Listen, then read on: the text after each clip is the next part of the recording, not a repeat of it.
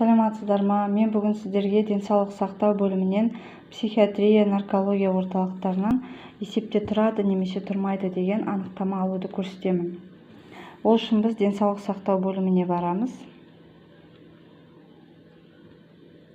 Онда бізге көптеген қызметтердің түрлері бар. Соның ішінде бізге керегі психикалық денсаулық орталығынан мәліметтер ұсыну деген қызметті таңдаймыз. Одан кейін онлайн сұрау батырмасын басамыз. Бұдан кейін бізге осындай 3 қадам шығады. Бізге өзіңізге немесе балаңызға да алуға болады. Бірінші біздер өзімізге деп басып қол қоямыз. Электронды цифрлық қол қоюды таңдаймыз.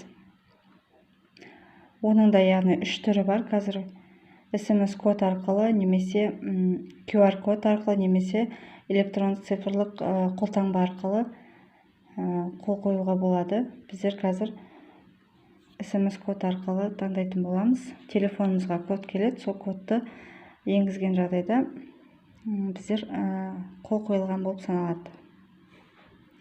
Мінекей SMS құпия сөзді пайдаланып қол қоюды қазір жібереміз. Кодты алу, телефон номерімізге қазір код келеді, соны енгіземіз.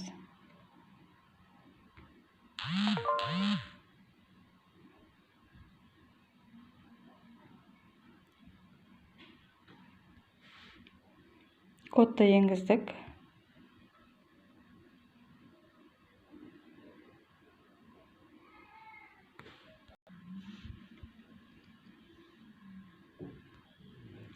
Мінекей соңғы 3-ші қадам, ол мәртебе, нәтижесі 15 минуттың ішінде көрсетіледі. PDF форматында бізге қазақша және орыс тіл екі тілде бізге анықтаманы қағазға шығарып алуға болады, немесе электрондық почтаға жіберіп электронды жолдай аласыз.